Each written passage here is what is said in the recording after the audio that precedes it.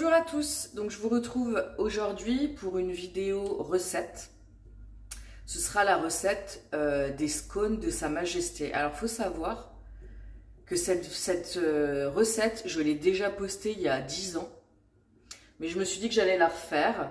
Et surtout, je voulais refaire une recette que j'ai utilisée un nombre incalculable de fois, surtout quand j'étais petite. Et je vais juste vous montrer, voilà, la recette vient d'ici. Ce petit livre a 30 ans. Voilà, c'est un des premiers objets que je me suis acheté. Donc j'ai toujours aimé les livres et tout ça. Et il y a un salon du livre chaque année par là où j'habite. Et à peu près, ouais, depuis que j'ai 9 ans, j'y vais quasiment chaque année. À peu de choses près, j'ai raté très peu d'éditions. Et quand j'avais 9 ans, j'ai pu me balader, c'était une des premières fois où j'avais le droit de me balader toute seule dans le... Alors ma mère était quelque part, hein, elle m'a pas laissée au parc des expositions toute seule.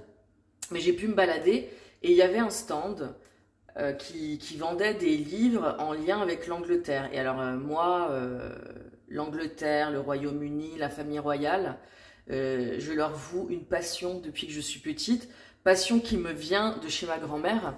Parce que tous les samedis après-midi, quand j'étais petite, on se retrouvait tous chez ma grand-mère. Et quand je dis tous, c'est tous mes oncles, mes tantes et du coup mes cousines et cousins. Alors j'ai pas beaucoup de cousins, mais surtout mes cousines. Donc on se retrouvait tous chez ma grand-mère. Et ma grand-mère était abonnée à Point de Vue. Donc Point de Vue, c'est le magazine People, mais de la royauté, en général. Et donc, moi, je passais mes samedis après-midi à lire les points de vue. Et je pense que c'est de là que me vient ma passion de l'histoire en général. Vraiment, l'histoire, c'est quelque chose qui, ouais, vraiment qui me passionne. Et alors de la famille royale, quoi. Ceux qui sont là depuis longtemps sur cette chaîne, j'ai posté il y a 11 ans. Oh là là. Ça ne nous rajeunit pas. J'avais posté il y a 11 ans une vidéo que j'avais fait où on était 3, il y avait donc moi et puis 2 amis à moi et on avait regardé le mariage de Kate et William, on était à fond. Donc bon bref. Voilà, donc j'ai toujours aimé l'Angleterre, enfin tout ce qu'il y avait autour. Et j'ai vu ce petit livre-là, donc j'avais pas grand-chose en termes d'argent de poche. Et j'ai vu ce petit livre-là, je suis incapable de vous dire combien il coûtait. Mais c'était tout ce que j'aimais. J'aime déjà tout ce qui est petit. Tout ce qui est petit, vous voyez, si vous regardez les autres vidéos, vous voyez que j'aime bien les carnets quand ils sont petits. Enfin voilà, j'aime bien mon planeur quand il est petit. Donc j'adore tout ce qui est petit. Et c'est mignon quand même, je veux dire. Et c'est sur le Tea Time. Et alors j'adorais parce qu'à l'intérieur, donc vous avez plein de super illustrations qui vous explique les différents types de thé, qu'est-ce qu'on fait pendant le tea time, de quels accessoires on a besoin pour organiser un tea time, comme en Angleterre. Regardez, les illustrations sont trop mignonnes. Et évidemment, il y a des recettes. Et la recette que nous allons faire aujourd'hui, c'est celle-ci. Alors, je vous mettrai tout en barre d'infos, vous ne vous tracassez pas. Mais c'est la recette des scones aux groseilles, en sachant qu'on ne va pas mettre de groseilles. Moi, je préfère les faire nature et ensuite les manger avec du cream cheese et de la marmelade. Alors, en l'occurrence, du cream cheese, on n'en trouve pas spécialement en France. Donc, ce que je fais, c'est que je prends soit du Philadelphia, mais là, j'en ai pas trouvé.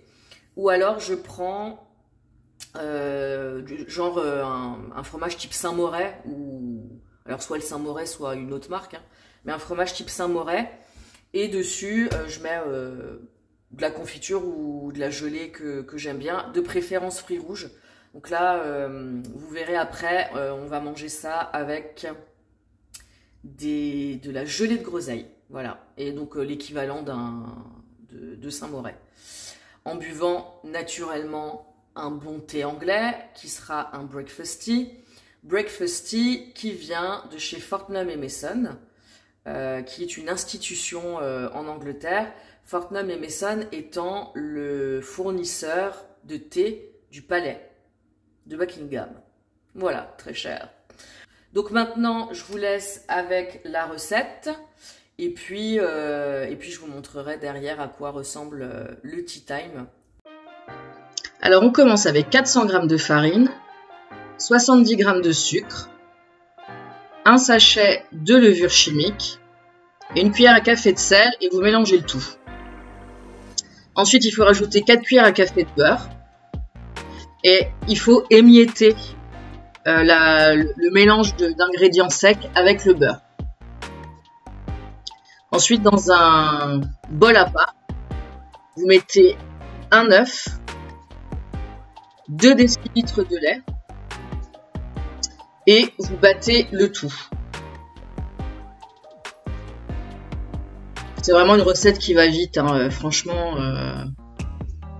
Vous rajoutez ça à vos ingrédients secs, vous mélangez et vous commencez à pétrir un peu la pâte.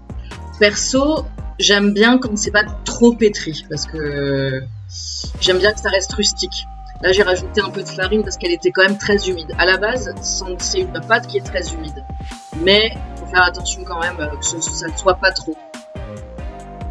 Bien sûr, on nettoie un petit peu son plan de travail, n'est-ce pas? Donc là, je vais abaisser la pâte. Alors, vous allez voir que je l'ai abaissée un peu trop et je me suis rendu compte que c'était bien trop abaissé. Là, j'ai pris un verre hein, comme en porte-pièce, à peu près 5-6 cm de diamètre. Et puis, justement, là, je me rends compte que c'est peut-être un petit peu trop, que c'est pas assez épais.